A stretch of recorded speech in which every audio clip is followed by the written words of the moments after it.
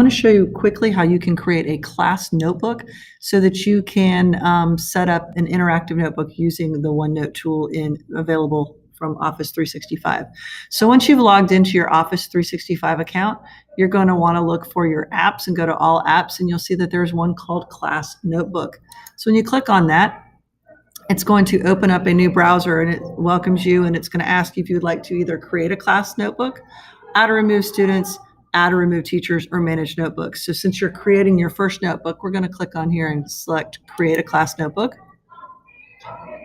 Okay, and when you do that, what's great about this is that you're going to set up a notebook that you can do one for each of your classes or each of the subject areas that you work with your students. So I'm going to give it a name. And so for this one, I'm going to say that this is my first period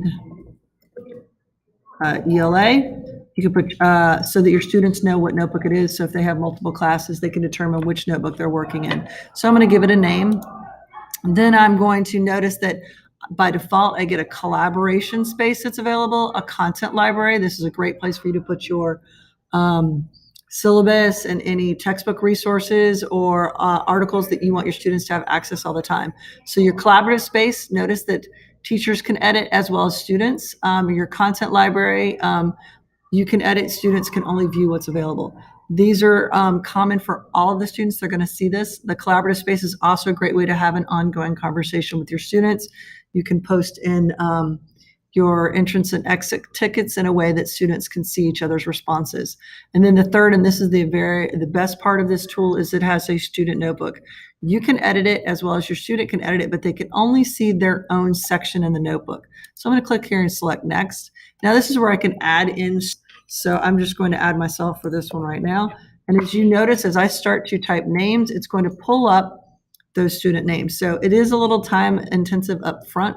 It's not too bad. You can type in names pretty quickly from a roster. You can copy and paste, but notice it has to be separated by a semicolon. So by the time you copy and paste, format it in a document, you could just as easily have typed the names. You do your first initial, last name, and it auto-populates. So I'm going to add myself to my notebook here.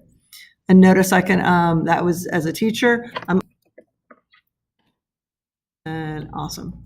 So now I'm going to go next. Almost there. These are the default sections. They have handouts, class notes, homework, and quizzes. That might work for you, but you can also, if you don't like those sections, remove them, and you can add a customized section. Unfortunately, you cannot change your sections after. You can add sections. So if you say homework and then you end up not wanting to have a homework section, you'd have to manually go remove it from each of your students' section of their notebook.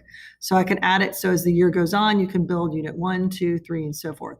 So I'm going to click here and go next. And notice it's my first period ELA. There's that welcome, collaborative space, content library. And notice this is the student that I'm in there as well. So I'm going to click create. And it sets it up very easily.